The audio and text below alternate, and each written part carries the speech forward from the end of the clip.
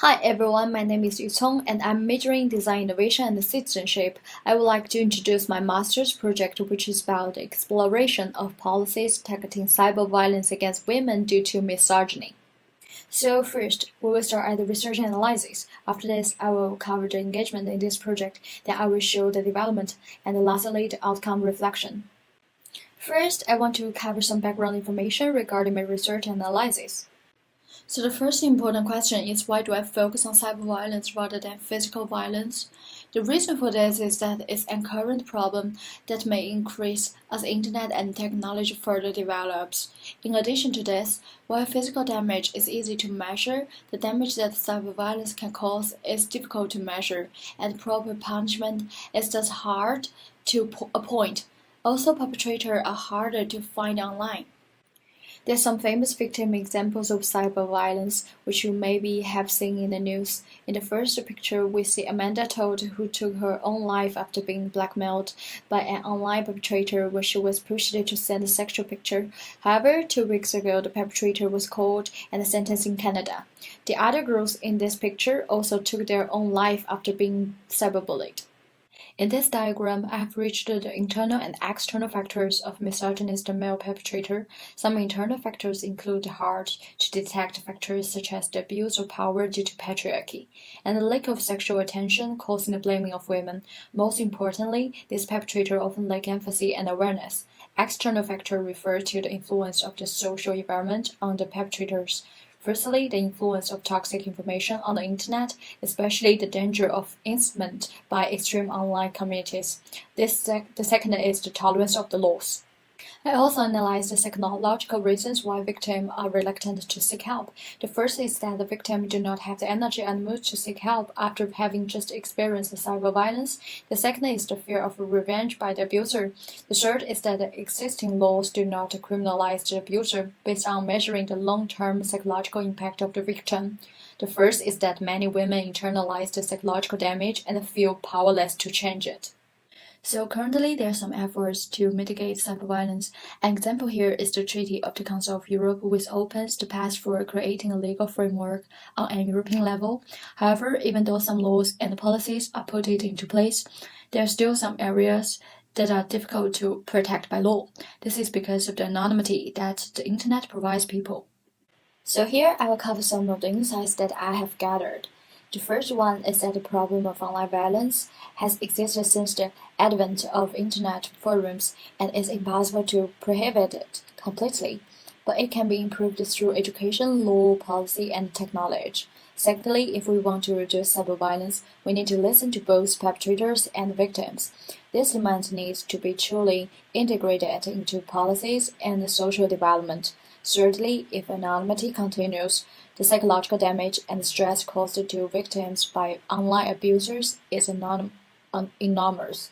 Perhaps a middle ground needs to be found that is acceptable to everyone, but not completely anonymous. People are more responsible for what they say. And lastly, modifying comments before they are sent is a great feature to help people rethink their comments and grow in awareness. This needs to be backed up by machine learning to identify hate speech. However, machine learning is also not easy to distinguish between misogynistic content and non-misogynistic content, so there is still a lot of room for improving, such as improving the language database. After desk research, I engaged with Canning Park Complex community with my engagement tools.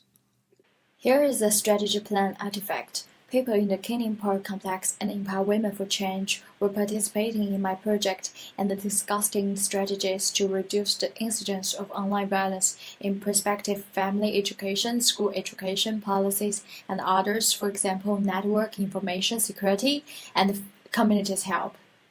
Figure 1 and 2 are two question engagement boxes to find out how much people know about misogyny and online violence against women. There are more people who don't know about misogyny. On the right side is strategic file. After producing policies with community together, I recorded the views of each person when engaging and clarify each person's views after engagement. So now we go to the development.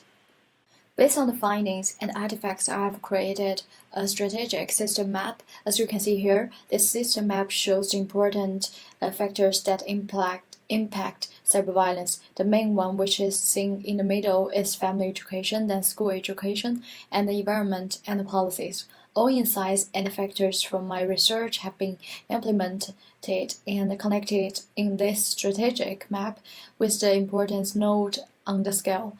With the help of this strategic map, a solution has been created which I will cover in upcoming slides. So my proposal to make the education regarding cyberviolence more efficient is to create a manifesto that everyone can download. In addition, a website could be made for students that they can use to regulate their own behavior and also monitor and report malicious online comments which are made by others. Lastly, we will talk about the outcomes and the reflection of my project. So this project is called Cyber Harmony Project, and I have created a manifesto for people with the goal to create a healthy online environment where people learn and are stimulated to participate in the creation of such an environment. This manifesto will have direct influence on, for example, the government, schools, family education, and others. Next to the manifesto, I've introduced a concept of online volunteering, where points are awarded to students that report hate speech online. These points could be used for university admissions, as well as giving these people an advantage when joining a company, which could motivate them to counter cyber violence. In addition, we will use Instagram and hashtags to encourage people to be positive online and help build a harmonious network environment. I've created a website which you can visit now, where you can download the manifesto and have access to other information regarding my initiative. The website is called cyberharmonyproject.com. I will show you quickly now how it works. Here you can register and keep up to date with new information, our values, and the courses that will be available regarding mitigating cyberviolence. Everyone can download a PDF version of the manifesto on the website and use it as a tool for your own code of conduct. Let's report that function as we find online hate speech through the Cyber Harmony Project website and help bloggers report it. Once reported, return to the webpage for points after reporting. This is a way to raise awareness by volunteering online. Be more specific, the concept of this manifesto is divided into 4 parts. The first part explains why this manifesto is made. The second part defines who is responsible for ending cyber violence against women. The third part is the corresponding behavior suggestions of the participants who desiring a peaceful online environment. And the last part is to call on everyone to give positive and encouraging comments on the social network if they see someone abusing a blogger to offset the harm caused by the malicious comments.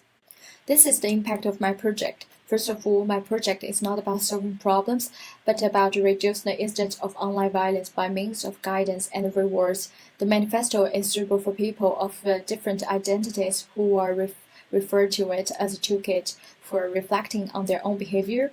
The manifesto is only a way of reflecting and can be extended to include new articles. Parents can use the manifesto to reflect on their own behavior and to learn new things that will have a positive impact on their children. Children can use the manifesto to reflect regularly on whether they have done the above and whether they are familiar with the concept in the manifesto. This will reduce the incidence of violence in schools and the respect for women. Organizations and communities can refer to the manifesto to organize regular events on cyber violence, gender equality, etc., to influence the behavior and the relationships of people in the community. The manifesto also includes a section on the Scottish Government, which is the policy vision devised by the participants in the community and myself. The manifesto is subject to change as policy changes and society changes, but is intended to lead people to think, act, and speak with care. There are 2 key innovations in the website proposal.